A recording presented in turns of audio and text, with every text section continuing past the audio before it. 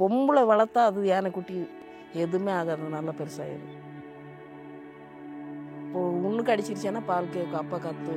ஒரு விளையாடிச்சேன்னா பால் கேட்கும். அது ஒரு தாய்க்கு தான் தெரியும்.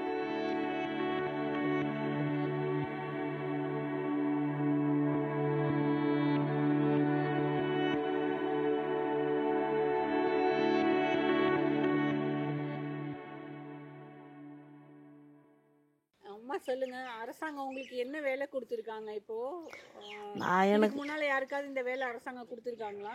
இல்லை.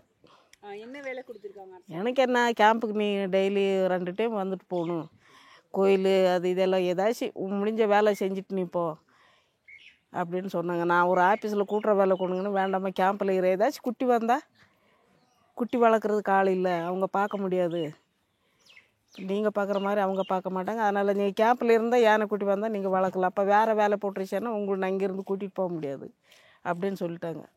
அதனால் வர போகிறேன், குட்டி வந்தால் பார்த்து கொடுக்குறேன், அவ்வளோதான். அப்போ அதுக்கு என்ன பேர்? காவடின்னு சொல்கிறாங்களே, அப்படின்னா என்ன? காவடின்னா அது கீழே இப்போ இவங்க இருக்கிறாங்க, பாஸ்ட்டு கீழே காடு இருக்கிற மாதிரி, பாஸ்ட் வந்து மோத்தனன்னு சொல்லி அவங்க கொஞ்சம் மேலே போகிற மாதிரி. நீங்கள் என்ன காவடினா என்ன செய்வீங்க?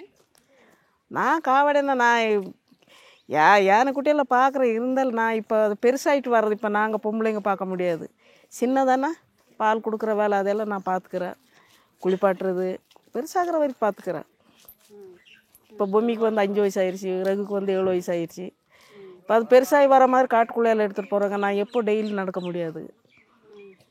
அதனால் இங்கே கோயிலில் பார்த்துட்டு யானைக்குட்டி அப்படியே பார்த்துட்டு இங்கே இருக்கிறேன். உங்களுக்கு அரசாங்கம் என்ன சொல்லி வேலை கொடுத்தாங்க?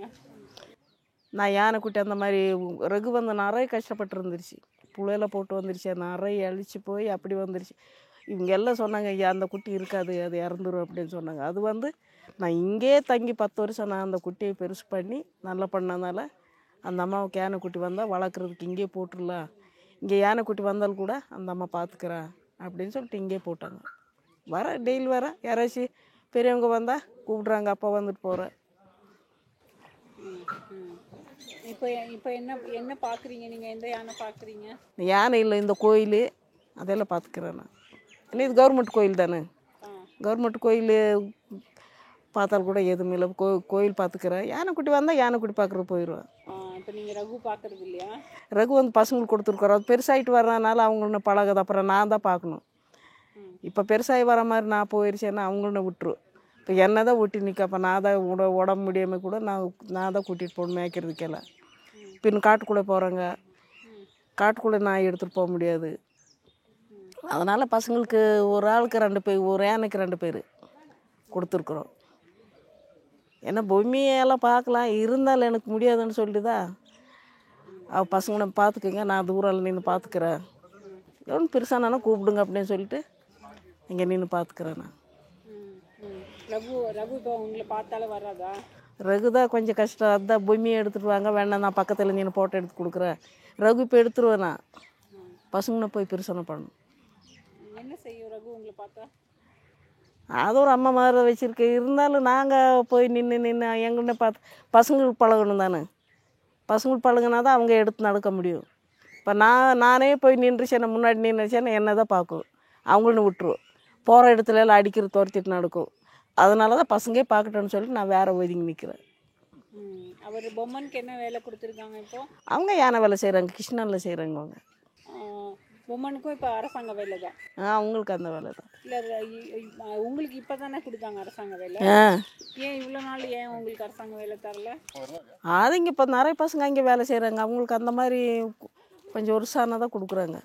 அந்த அவார்டு வாங்கினால எனக்கு சீக்கிரம் போட்டு கொடுத்தாங்க, அது சிஎம்ஏ போட்டு கொடுத்துட்டாங்க. ஃபஸ்ட்டில் எங்கள் வீட்டுக்காரர் இருந்தாங்க பொம்மனையில், ஃபஸ்ட்டு இருந்தவங்க புள்ளி அடித்து சாகடிச்சிட்டு, இப்போ எனக்கு எதுவுமே பண்ணல.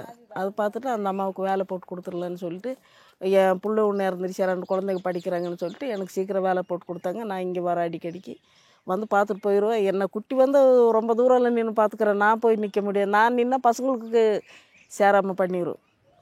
ஏன்னா அவங்க இப்போ பெருசாகி வர மாதிரி ஆம்பளைங்க தான் பார்க்கணும், பின்ன எங்கேயாச்சும் குட்டி வந்தால் பார்த்து கொடுக்கல. என்னை இதில் போய் நான் சேர்ந்தால் அந்த பசங்களை சும்மா விடாது, இப்போ நான் தான் டெய்லி அவங்க கூட போகிறதுக்காகும். இது யானை பார்க்கறது எப்படி பார்க்குவீங்க நீங்கள் என்ன பண்ணுவீங்க சொல்லுங்கள். ரகு வந்தப்போ எப்படி இருந்தது? அந்த கதை சொல்ல முடியாதம்மா. அதில் தான் கொஞ்சம் இந்த மாதிரி ஆயிடுச்சு. அது நான் இங்கே ஒசூரில் வந்து அம்மா கரண்ட் ஷாக்கில் இறந்துருச்சு. இறந்து போகும்போது இது ஊருக்கு வந்துருச்சு. நம்ம ஊருக்கு வரும்போது இப்போ கடை சின்ன பட்டி கடையில் இருக்குது, வாழைப்பழம் தொங்கி இருக்கும், அதில் போய் பிடிங்கி சாப்பிட்றது, பசங்க கல் அடிக்கிறது, நாய் கடிக்கிறது, அந்த மாதிரி நிறைய அடிபட்டுருச்சு. உடம்பெல்லாம் புண்ணு தான். அப்போ எடுத்துகிட்டு வரும்போது இங்கே கொண்டு வந்து நிப்பாட்டி சொன்னாங்க, இந்த யானை குட்டி நீங்கள் பார்த்துக்கங்க கொடுக்கும்போது அவங்க யாரும் எங்கனால முடியாது, நீங்கள் ஏதோ பண்ணுங்கள், இந்த குட்டி அங்கேயே விட்டு பார்த்துருக்குறது தானே, எதுக்கு இங்கே எடுத்துகிட்டு வந்தீங்கன்னு சொன்னாங்க.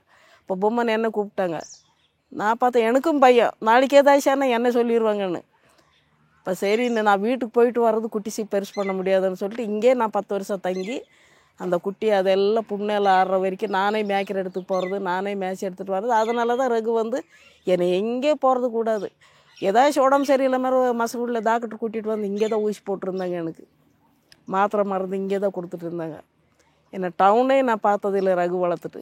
எங்கள் பிள்ளை இறந்து போயிடுச்சு. பிள்ளை இறந்து போகும்போது கூட போகிறது கஷ்டனால அந்த சுடுகாட்டில் கொண்டு போய் கட்டி வச்சு என் பிள்ளைய அடக்க பண்ணேன். ரகு அந்த மாதிரி இருந்துருச்சு. இப்போ நான் போய் நின்றுச்சேன்னா அந்த பசங்க சேராது.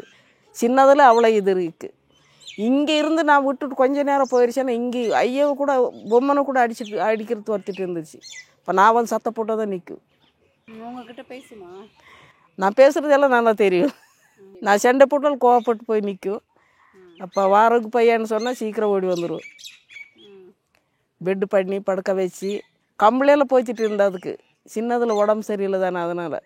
இப்போ என்ன வயசு ரகுக்கு? ரகுக்கு இப்போ 7 வயசு பக்கம் ஆயிடுச்சு. 7 வயசு. வரும்போது இன்னும் எத்தனை மாதம்? சின்னது இவ்வளோ தூரம் வந்துடுச்சு. நாய்க்குட்டி மாதிரி எடுத்துகிட்டு வந்தாங்க. எல்லாமே பார்த்துட்டு வேற போயிட்டாங்க. இப்போ நான் வளர்த்து தான் பார்க்கல. அது ஒரு பேசாத மிருகம் தானே, வளர்த்து பார்க்கலன்னு சொல்லிட்டு நான் அந்த முடிவில் வளர்த்துட்டேன். பால் கொடுக்கும்போது கூட பால் வச்சுட்டு பாக்கியான பால் வச்சுட்டு அது கொடுக்கக்கூடாது, அது கொட்டிடணும். ஃபஸ்ட்டில் வரும்போதெல்லாம் 1.5 லிட்டர் பால் குடிச்சிட்டு இருந்துச்சு. வர 2 லிட்டர் ஆயிடுச்சு. கொஞ்சம் பெருசாக இப்போ வர 5 மேலே போயிடுச்சு. பால் இது கொடுக்குறவங்க என்ன சண்டை போட்டுருந்தாங்க, ஏமா அப்படி கொடுக்குற, சீக்கிரம் முடிஞ்சிடும், நாங்கள் அவங்கக்கிட்ட கேட்டிருந்தா சண்டை போடுறாங்கன்னு. இப்போ நான் போய் மெடிக்கலில் நானும் கடனை பண்ணி நானும் வாங்கிட்டு வந்துட்டு இருந்தேன். அப்படி பண்ணி ரகு பெருசு பண்ணிட்டேன். அப்போ ரகு கொஞ்சம் பெருசாகிற வரைக்கும் பொம்மி வந்துடுச்சு. பொம்மி வரும்போது ரகு வந்து பொம்மியை நான் பார்த்தா ரகுக்கு பிடிக்காது. அப்படி இப்படி பண்ணி 2 பேர் தனித்தனி பிரிச்சிட்டோம். அதில் 2 பேருக்கு பால் கொடுக்கணும். பொம்மி கொடுக்குற பால் ரகு கொஞ்சம் கொடுக்குறேன். அவன் வந்து நிற்கிறான், அவன் டூப் இழுக்கிறான், அவனுக்கு கொடுத்துட்டு இவளுக்கு கொடுக்குறேன். சாப்பாடு கொடுக்க அதுக்கு ஒரு வாய் இதுக்கு ஒரு வாய் அப்படியே கொடுத்து 2 பேரை வளர்த்துட்டேன். அதனால தான் இன்றைக்கி போனாலும் கூட யானை குட்டி நான் போனாலும் பேசாமல் நிற்கும். என்ன கோயில் அது? பிள்ளையார். யானை இருக்கிற இடத்துல கோயில் இருக்கணும். கோயில் இருந்தால் தான் ஒரு கூட்டம் இருக்கிற மாதிரி இருக்கும். அதை அப்படி விட்டுட்டு யானை மட்டும் பார்த்துட்டு இருந்தால் சரியில்லை. நான் இந்த கோயில்னால தான் 2 குட்டியை நான் பெருசு பண்ணேன். முடியாமல் இருந்தால் வந்து நின்று சுவாமிக்கு வேண்டுறேன். காலையிலெல்லாம் எனக்கு நான் நல்லா சாப்பிட்ற மாதிரி எனக்கு பண்ணி கொடுக்கணும். உங்கள தான் நான் நம்பியிருக்கிறேன். வேறு யார் கோயிலுக்குள்ளே நான் போனால் அதுவும் உள்ளே வந்துடும். வர்றதுக்கு ரொம்ப கஷ்டம். இந்த யானை குட்டி குழந்தைங்கெல்லாம் ஒன்று தான். எல்லாம் சொல்கிறாங்க யானை அவங்கள நடிக்கும் பிடிக்கன்னு சொல்கிறாங்க. நாங்கள் பார்க்குற மாதிரி தான் யானை. இப்போ யானைக்கு அப்படி தான், பெரிய யானைக்கெல்லாம் இன்றைக்கி ஒரு ஆள் மாற்றுறாங்க, நாளைக்கு ஒரு ஆள் அது வாசனை அடிக்கும். இப்போ நான் இன்றைக்கி என் கையில் பால் வாசனை இருக்குது. 2 குட்டி போனால் எதுக்கு குழந்த மாதிரி ஓடி வருவோம்? என் பால் வாசனைனால தான். இவங்க இன்றைக்கி ஒரு மாதம் மாற்றிட்டு இன்னொரு ஆளை மாற்றிடுவாங்க. அப்போ என்ன ஆயிரும், அவன் போயிட்டான் இவன் வந்துட்டான், இவனும் கொஞ்சம் பயப்படுத்திடலான்னு. அப்போ அதுக்கு தான் அப்படி யானை வந்துடும். போட்டுறவங்களே மாற்றக்கூடாது, மாற்றாமல் வச்சிடணும். என்ன குட்டியிலேருந்து யாரும் மாற்றலை. முன்னால் அவர் என்ன செஞ்சார்? அவங்க வந்து பிஎன் ஆஃபீஸில் வேலை செஞ்சுட்டு இருந்தாங்க. யானை இது பில்ட் போட்டு யானை பார்த்துட்டு இருந்தாங்க. இப்போ யானை வந்து பில்ட் போட்ட யானை எப்போவுமே பார்க்கணும். அது எவ்வளோ சாப்பிட்ருக்கு, எவ்வளோ நேரம் லஜ்ஜி போட்டிருக்கு, எவ்வளோ டைம் லஜ்ஜி போட்டிருக்குன்னு அவங்க அளவு எடுக்கணும். இப்போ கூட போகும்போது புலி பிடிச்சாது. எது இல்லாமல் அதில் வந்து எங்களுக்கு யானை ஒரு 70,000 ரூபா கொடுத்தாங்க. 3 பேர் அதை வச்சு நான் படிக்க வச்சு ஒரு பிள்ளை இறந்துருச்சு. இன்னும் இப்போ ஒரு பிள்ளை ஒரு பையன் இருக்கிறான். ஏன்னா பையனுக்கு ஒரு காடு வேலை போட்டு கொடுத்தாங்க. அவனுக்கு 2 குழந்தை இருக்குது. இறந்து போனது 2. இன்னொருத்திக்கு புருஷன் இறந்துட்டு அவளுக்கு 2 குழந்தை இருக்குது. அது வச்சுட்டு நான் இப்போ இந்த வேலை செஞ்சுட்டு நான் போயிடுவேன். இன்னும் நான் இருக்கிற வரைக்கும் படித்த போகுது ஏதாச்சும் ஒரு வேலை கிடைச்சி அவங்க அம்மாவை பார்த்துக்கிறாங்க. இப்போ என்ன வயசு உங்களுக்கு? எனக்கு 51. இப்போ இந்த படம் வந்து அது எல்லாம் ரொம்ப அது என்ன சிஎம் மட்டும் பண்ணாங்க. சிஎம் வந்து 1,00,000 காசு, ஐயாவுக்கு 1,00,000, எனக்கு 1,00,000 கொடுத்து நான் அது இங்கே வாங்கிட்டு வரும்போதே என் பையன் கால் உடைஞ்சிருச்சு. அந்த காசு அங்கே செலவாயிருச்சு. ஏன்னா யானைக்கார கொஞ்சம் வீடு இல்லை கட்டி கொடுங்கன்னு சொன்னதால வீடு காட்டுறாச்சு. இன்னும் கட்டலை. அதை எனக்கு யானைக்கார இதில் வீடு கட்ட வேண்டாம், எனக்கு தனியாக கட்டி கொடுங்க. நான் இப்போ வயசாகி உட்காந்தா எனக்கு வீடு இல்லை. நான் அதெல்லாம் இருந்துட்டு போயிடுவேன் போகிற வரைக்கும். என் பிள்ளை வேறு புருஷன் இல்லாமல் இருக்கிறேன், இறந்து போய் 2 அம்மா இல்லத்த குழந்தைங்க இருக்கிறேன். அவங்க இருக்கணுமே, நான் இன்றைக்கி போயிடுவேன் அவங்க. அதனால் எனக்கு நான் சொல்கிற இடத்துல எனக்கு ஒன்று கட்டி கொடுங்க, சின்ன வீடு. என் பசங்க இருந்துட்டு போயிடுவாங்கன்னு சொல்லி சொன்னதால எல்லாம் சரின்னு சொன்னாங்க. வெளியிலலாம் நிறைய பேர் வராங்க. எனக்கு ஒரு சோலார் கூட போடு, கர்நாடகாவில் இருந்து நிறைய பேர் வராங்க. வந்து என்னை முடியாமல் இருந்தேன். அவங்க தான் என்னை மைசூர் ஹாஸ்பிட்டலுக்கு கூட்டிகிட்டு போனாது. கர்நாடகாவில் இருக்கிறவங்க மைசூர் ஹாஸ்பிட்டல் கூட்டிகிட்டு போய் ஃபஸ்ட்டில் கூட்டிகிட்டு போகும்போது அவங்க மருந்து மாத்திரையெல்லாம் வாங்கி என்னை ஊசியெல்லாம் போட்டு எக்ஸ்ரேலாம் எடுத்து அவங்க தான் கொண்டு வந்து வீட்டுக்கு விட்டுட்டு போனாங்க. அப்போ நாங்கள் ஒரு ஃபங்க்ஷனுக்கு சிஎம் ஃபங்க்ஷன் போயிருந்தோம். இப்போ யானை எங்கள் வீட்டு முன்னாடி இருந்துச்சு. இப்போ எங்கள் பிள்ளை குழந்தைங்க வச்சு உள்ளே இருக்கிறாமா, அது பார்த்துட்டு ஒரு வீட்டுக்காரர் சோலார் கொண்டு வந்து போட்டு கொடுத்தாங்க. கரண்ட் இல்லாமல் இருந்து கூட எங்கள் வீட்டில் கரண்ட்டு மாதிரி இருக்கும், அது போட்டு கொடுத்தாங்க. சும்மா சொல்லக்கூடாது, எனக்கு நிறைய ஹெல்ப் பண்ணியிருக்கு. கர்நாடகாவில் நிறைய ஹெல்ப் பண்ணாங்க. அதெல்லாம் இப்போ சொல்லும்போது தான் எனக்கு தெரியும். நிறைய ஹெல்ப் பண்ணியிருக்கிறாங்க. எனக்கு துணி, என் குழந்தைகளுக்கு, எங்கள் பிள்ளைங்களுக்கு எல்லாமே கொண்டு வந்து கொடுத்தாங்க. அரிசி பருப்புல இருந்து எல்லாமே பண்ணாங்க. இப்போ உலகம் முழுக்க உங்களை எல்லாருக்கும் டெல்லின்னு சொன்னால் தெரியும். அப்போ என் பேர் எல்லாத்துக்கும் தெரியும். உங்களையும் தெரியும் எல்லாருக்கும். உமனுக்கு உங்கள் கூட தான் இருக்காரா இல்லை ஒருத்தர் இருக்கிறாங்க. அவங்களுக்கு 8 குழந்தை இருக்குது. ஃபஸ்ட் பொண்டாட்டிக்கு அவள் வேறு கல்யாணம் பண்ணி போயிட்டேன். 8 குழந்தைங்க இருக்குது. அவங்க காசு அவங்க ஏதோ பண்ணிட்டு நான் அதெல்லாம் கேட்க மாட்டேன். அது கேட்டு நாளைக்கு தப்பாயிரும். நான் கை கால் முடிகிற வரைக்கும் வேலை செஞ்சு சாப்பிட்றேன். முடியாமல் ஆயிடுச்சோ என் பேரை பேச்சு பெருசாக நான் அவங்க ஏதாச்சும் கொடுக்குற சாப்பிட்டு இருக்கிறேன்னு சொல்லிட்டு. யானைங்க வந்து ஆம்பளைங்க தான் பார்த்துக்குவாங்களா இல்லை லேடிஸ் பார்த்துக்கிட்டா யானை ரொம்ப நல்லா வளருமா?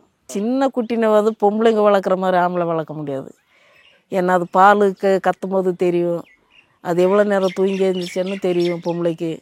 ஆம்பளைங்க அதையெல்லாம் பார்க்க மாட்டாங்க. பொம்பளை வந்து குழந்தை வளர்க்குறதுனால அவங்களுக்கு நல்லா புரிஞ்சிடும். ஏதோ ஒரு காய்ச்சல் என்ன எப்படி அதுக்கு வாயில் கையில் தண்ணி ஒழிக்கிட்டு இருக்கும், காதில் தொட்டு பார்த்தா நல்ல சூடாக இருக்கும். இப்போ ஏதாச்சும் வயிறு வயல் அது இதுன்னா அது இப்படியே பண்ணிட்டு இருக்கும். அப்போ அதில் கண்டுபிடிச்சிக்கலாம். பால் குடிக்கும்போது நான் எல்லாமே குழந்த மாதிரி தான் பண்ணேன். வாயெல்லாம் சுடு தண்ணி போட்டு துண்டில் துடைச்சி தான் நான் பால் கொடுக்குறேன். காலையில் எழுந்திரிச்சு வாய் துடைக்காமல் நான் பால் கொடுக்க மாட்டேன். க்ளீனாக வச்சு தான் 2 குட்டி வளர்த்தேன் நான்.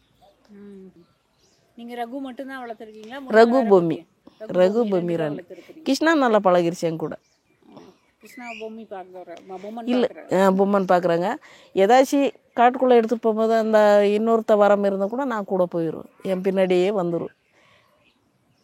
எத்தனை கிலோமீட்டர் நடப்பீங்க ஒரு நாளைக்கு? ஒரு 3 கிலோமீட்டர் எல்லாம் நடக்கிறோம். இப்போ இங்கே புல்லு போனால் என்ன செய்யும் யானை? ஒன்றும் செய்யாது. அவங்க மரத்தில் வெட்டினா கூட நான் பக்கத்தில் உட்காந்துருவேன், என் பக்கத்துலேயே நிற்கும். ஏன்னா யானையில் நான் நல்லா வளர்த்துருச்சு. ஏன்னா யானை மனுஷா யானை ஒன்று தான்.